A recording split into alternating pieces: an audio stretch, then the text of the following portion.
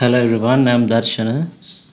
So in this video, I thought of talking about a topic that's somewhat relevant to our day-to-day life as well. It's kind of deviating a little from the topics that I discussed in the last few videos regarding, the COVID situation and some issues that I saw regarding the COVID vaccines. So this is a more general topic which is related to the smartphone radiation. So I think all of you may have come across certain articles or news items talking about potential health risks regarding smartphone, the radiation emitting from smartphones, or mobile phones.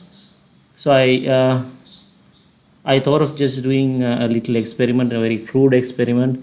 I just bought this device, this EMF meter, which is something that you can buy from any online or e-commerce website. I guess it's fairly cheap. There are more expensive ones, but this is a fairly cheap one, and this has this indicator showing the green light, which um, I guess indicates that it's kind of safe, right? So the unit that is displayed here is milligauss. I think there are different units to measure the EMF level, and milligauss is the unit that is configured in here, and it's 0, so it's very low, the radiation around here. Now, so I just thought of let me take a call. So when I place the EMF meter close to the mobile phone, so it doesn't really affect it that much, right? So yeah, there's a slight, you can see there's a slight increase in the radiation level. uh, a slight increase, but still it's within that green range, right?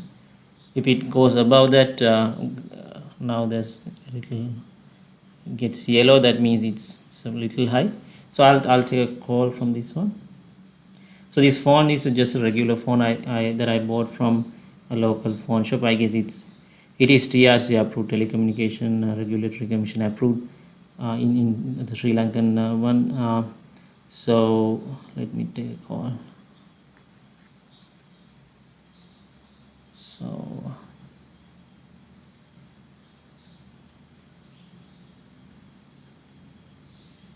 So still it's green, now it's turning yellow.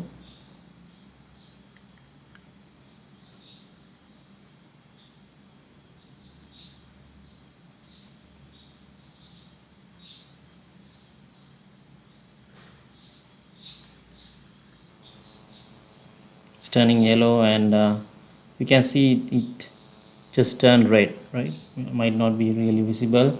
So the EMF level is very high now. So it just turned red. I'm touching the phone now, right? So again yellow, right? So so just a very crude experiment, because I'm just using one phone here, and this may not be a very accurate device, but I guess the point that I'm trying to make is it seems to make a significant amount of EMF radiation, especially when you are taking a call, right? So I mean, there are many people who take frequent calls, and especially young people, they might take calls for a longer duration, and especially touching your head and all that, because I think the EMF exposure depends on the time. There's a temporal aspect as well. So the more time that you get exposed to that radiation, the more the negative effect would be. So I think that's something that we can be mindful about. And I guess there are uh, very simple solutions. I mean, we are already using these solutions, but if I just try to measure, if I just use this kind of a headphone, and we can still take that call. So I'm taking the call, and if I've just placed the phone on the top of my table, and now if I just take this device away from the phone, so now it doesn't really affect, right? So if I take it further away from the phone, the headphone that don't really affect the radiation level. And also, so let me use the if I use a Bluetooth connection, then still I have already connected it to Bluetooth. So the radiation level is negligible, right? So I think there are simple solutions like this. So just wanted to show this because I think most of it, at least I have not really tested, right? It's something that we can do very easily. So you can easily buy this kind of a device, and I guess in the future, even now, I guess if you are, especially if you are living in a city area, having this kind of a device at your home or maybe at your workplace to check the radiation level might be a good idea, because it seems the EMF radiation or EMF pollution is something that we have to be concerned about, because I think there's a lot of I saw some articles saying that the brain tumors are on the rise. So there may be different negative effects from these radiation levels, right? Especially with, I mean, we are being more and more subjected to EMF radiation, especially if you are working with a lot of machines, a lot of computers in front of you. So some people like to have a lot of devices and computers around them, and just checking the EMF level might be a good idea, I guess. And also I just came across this article which is somewhat relevant to, I came across this article which is kind of relevant to the mobile phone radiation as well, with respect to 5G. So I think some of you may have heard this claim that 5G may be detrimental to our health, and that sometimes it's regarded as a conspiracy theory as well. But so this is from the Scientific American blog, and the title is "We Have No Reason to Believe 5G is Safe." Right? So it's written by Professor Joel M. Moskowitz. He's the director of Center for Family and Community Health at University of California, Berkeley. So basically, the argument here is that apparently there's this kind of a declaration by these EMF scientist organization where they have signed this kind of a petition or an appeal, where 255 scientists who are working on this area have signed a petition or an appeal to kind of reconsider the current safety levels set by the regulatory bodies, right? In international regulatory bodies enabling a technology like 5G, because apparently the article says that it uses millimeter waves of very high frequency, and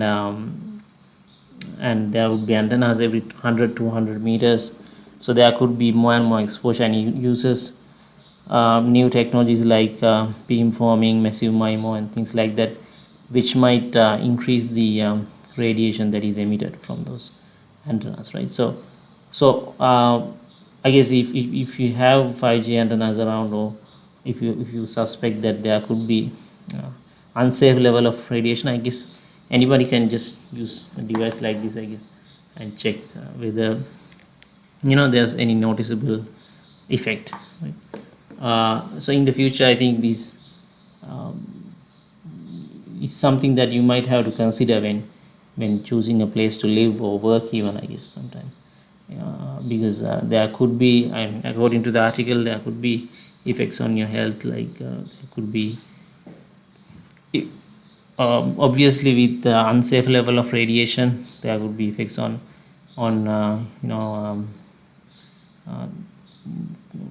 increased risk of cancer, and or effects on fertility and so on. So there, now whether 5G causes this or not is a different matter, but these scientists seem to think that it warrants a more open discussion, right? Because there's a lot of corporate interest as well around these technologies. So even if there's a safety risk, sometimes that might not get the attention that it deserves, right? So that's basically what I wanted to talk about, basically about smartphone radiation, and seems like it's generating a significant amount of radiation, especially when you're taking call. So maybe you can just use something like a data call, make a data call, which might reduce that risk. Or there could be other alternatives, like using headsets, so wireless wireless headsets. On the other hand, I think things like 5G, you know, we are interested in having a high bandwidth and good connectivity, but at the same time, I think we have to be mindful of the health risk, and I think it at least it warrants a more open discussion about around those topics. And there could be alternatives. I mean, most people, I mean, at least in Sri Lanka, most people have this issue of accessing the internet from home. So having a good fiber network might solve that. And as far as I know, it doesn't have any significant health risk as well. So there could be alternatives. I mean, you don't have to give up new technology, but you can always choose safer technologies. Okay, that's basically what I want to talk about. And if you have any thoughts, feel free to leave any comments in the comment section. I'll share these links in the description. Thanks for connecting with. See you again with a similar video. Thanks for joining.